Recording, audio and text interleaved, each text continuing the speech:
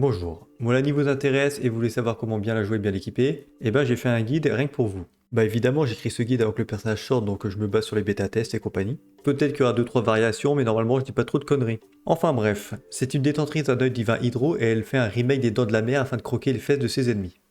Pour son attaque normale, elle enchaîne jusqu'à 3 attaques qui infligent des dégâts hydro. Pour son attaque chargée, elle consomme de l'endurance pour lancer un globiball qui inflige des dégâts hydro de zone en atterrissant. Sa compétence élémentaire, Squally Surf Brise Vague, Moalani monte sur son Rokinu, ce qui augmente sa mobilité sur terre et sur l'eau, ainsi que sa résistance à l'interruption, ça c'est pratique. Grâce à ça, elle peut surfer n'importe où et n'importe quand. Moalani entre dans l'état Bénédiction Noctam qui consomme de façon continue ses points de Noctam et prend fin une fois tous les points épuisés lors d'une nouvelle utilisation de la compétence. La bénédiction Noctam est une nouvelle mécanique de Natlan, en gros c'est une barre d'énergie à consommer pour les compétences, etc. On verra à l'avenir ce qu'ils en font. La planche de Rokinu peut marquer et mordre les ennemis infligeant des dégâts hydro infusés de Noctam considérés comme des dégâts d'attaque normale selon les PV max de Moalani. Pendant cet état, Moalani applique une marque de proie sur un ennemi touché et obtient un cumul d'état houleux. Les dégâts infligés par la morsure de requin augmentent en fonction des cumuls. Avec 3 cumuls, la morsure devient une grosse morsure déferlante, dont les dégâts sont davantage augmentés et qui consomme tous les cumuls d'état houleux. Lorsqu'une morsure de Rokinu touche un ennemi, sa marque de proie est annulée et des missiles de Rokinu sont tirés sur un maximum de 5 ennemis à proximité avec une marque, leur infligeant des dégâts équivalents à une morsure de Rokinu et annulant leur marque. Si sa morsure de Rokinu et ses missiles ont plus d'une cible, les dégâts infligés diminuent, les dégâts pouvant être diminués d'un maximum de 28% lorsque 3 ennemis ou plus sont touchés. Son déchaînement élémentaire, tir de cascade brûlante. Moalani tire un super missile de Rokinu atomique qui peut suivre les ennemis infligeant des dégâts hydro de zone infusés de Noctam selon le PV max de Moalani. Et c'est tout. Au niveau de ses passifs, alors on a plein, certains qui sont utilitaires, d'autres basés sur des dégâts et des réactions. Son premier passif, toujours avec le sourire. Dans la région de Natlan avec des mécaniques phlogistiques, interagir avec certains objets récoltables restaure 15 points de phlogistique. De plus, l'emplacement des produits de Natlan est affiché sur la minimap. Son deuxième passif, don de la nuit crête et creux. Après avoir épuisé ses points Noctam, Moalani change pour consommer du phlogistique afin de maintenir sa bénédiction Noctam.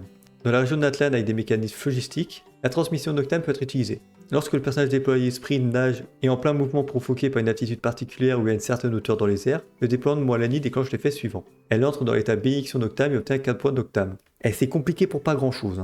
De plus, lorsque Moalani se déplace sur l'eau ou le phlogistique liquide pendant sa bénédiction Noctam, la consommation de points de Noctam et le phlogistique diminue de 75% dans la région de Natlan et la consommation de points de Noctam de 35% dans les autres régions. Son troisième passif, bouée d'eau douce thermo-résistante. Toucher un ennemi avec une grosse morsure déferlante génère une globi-bouée à proximité. Et Moalani peut récupérer 20 points de Noctam en collectant la bouée. Un maximum de 2 bouées peut être créé de cette manière. Et le dernier passif, meilleur guide de Natlan. Lorsqu'un membre de l'équipe à proximité déclenche une éruption Noctam, alors pour info l'éruption Noctam de ce que j'ai compris c'est quand un personnage de Natlan déclenche une réaction élémentaire, Moalani obtient un cumul d'exploits surf pendant 20 secondes, cet effet peut être cumulé 3 fois maximum. Lorsque Moalani utilise son déchaînement, elle consomme tous ses cumuls, ce qui augmente les dégâts infligés par le déchaînement d'une valeur équivalente à 15, 30, 45% des PV max de Moalani selon le nombre de cumuls consommés.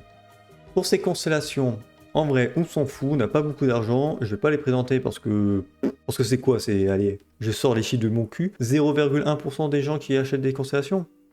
Enfin c'est ridicule quoi. On n'a pas besoin de ça pour Carry. Au niveau de ses armes, nous avons l'instant surfant, c'est son arme de signature et donc sa meilleure, elle fournit beaucoup de dégâts critiques et 20% de PV, ça c'est cool. Le passif augmente grandement les dégâts pendant la compétence.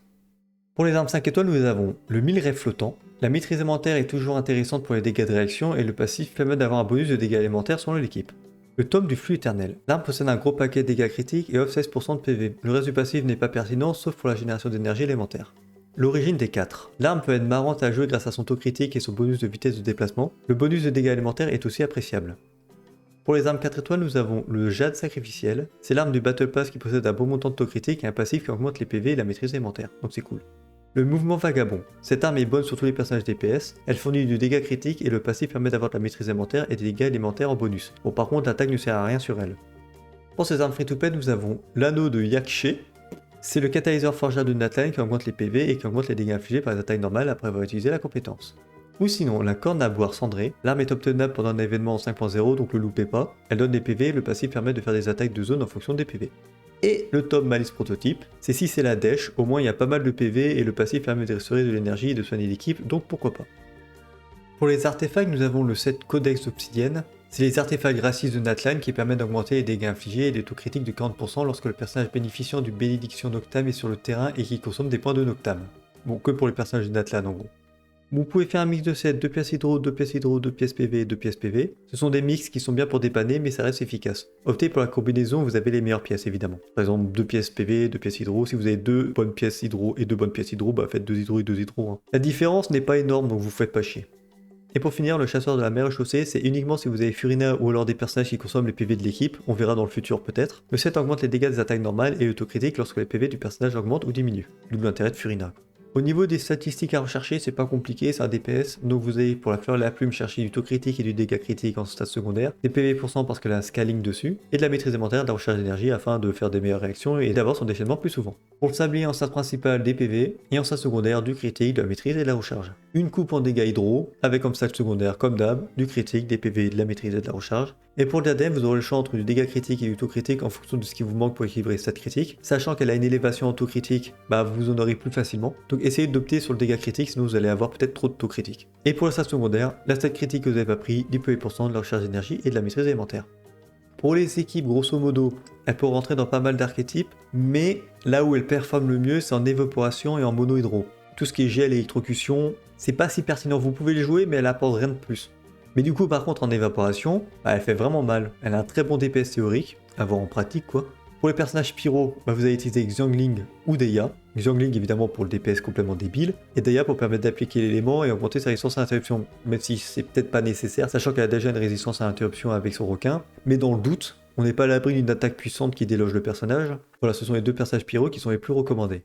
En second personnage, c'est assez flexible, soit vous partez sur de l'anemo pour la baisse de résistance élémentaire et le contrôle de foule, par exemple Kazuha, Venti, Sucrose, Sayu, Jin et compagnie. Ou alors vous pouvez partir sur un personnage hydro, avec la résonance hydro vous augmenterez de 20% vos PV max, donc ça c'est vachement bien pour Moalani. Donc par exemple Furina, pour des raisons assez évidentes de DPS complètement débile et de boost de l'équipe, et Candace qui permet de augmenter les dégâts des attaques normales avec sa compétence je crois. J'ai un petit doute, parce qu'elle augmente les dégâts d'attaque normale, et comme la compétence fait des dégâts d'attaque normale, je pense que ça buff la compétence, sinon j'aurais pas vu cette information sur internet. J'ai pas testé puisque je suis pas bêta-testeur, donc je suis désolé, si ça marche pas, ne prenez pas en compte tout ce que je viens de dire. Ou alors Emily, pour pouvoir avoir de la brûlure et faire des évaporations plus souvent. Emily est un très bon personnage pour les brûlures. Hein. Et pour le dernier personnage, soit vous partez sur le Zong, ou alors un personnage soutien Dendro, Kirara et Bashu, bon Bashu pour le soin et le bouclier, et Kirara pour le bouclier. Ou alors si vous avez déjà de la protection, par exemple Daya, et bien Naïda c'est très bien. Ensuite vous pouvez faire une team mono-hydro, donc par exemple Moalani, Furina, Kazuha et Sijuin. Sijuin va booster les invocations de Furina, et je sais pas si elle va booster vraiment les dégâts de Moalani avec sa compétence, parce qu'elle fait des dégâts d'attaque normale, je sais plus. Enfin bref, si elle le peut, elle le fera bien. Et Kazuha bah, pour la baisse de résistance élémentaire, donc vous pouvez utiliser un autre personnage Anemo évidemment. Vous pouvez remplacer le personnage Anemo par Kachina, la petite Loli Géo. En plus comme elle fait des dégâts avec sa compétence élémentaire, bah, elle sera buff par Sijuin, donc ça c'est cool. Et comme ça vous pouvez faire plus facilement des éruptions d'Octam, vu que vous aurez un personnage de Natlan en plus dans la team. Donc voilà pour la mono hydro, ou vous pouvez faire une team avec Nilou. Donc Nilou, Moalani, Baishu et Naïda par exemple. Pour les personnages d'Endro, vous prenez ce que vous avez. Si vous voulez utiliser les voyageurs ou coller, vous pouvez le faire. Kirara aussi, pourquoi pas, pour avoir un peu de protection pour éviter de se faire exploser la gueule avec les noyaux. Donc il y a beaucoup de choix. Prenez ce qui vous arrange et ce que vous avez envie de jouer. Donc voilà, au niveau de son design, j'aime plutôt bien, suffisamment pour pouvoir l'invoquer. Maintenant, je vais voir le gameplay, quoi. La prise en main, si elle m'intéresse ou pas.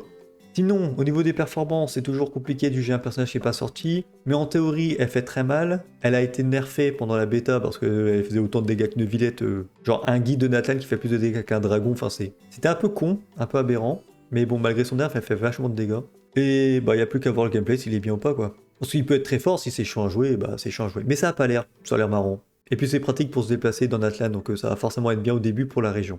Donc voilà, invoquez-la parce que... Bah ouais, voilà, invoquez-la quoi.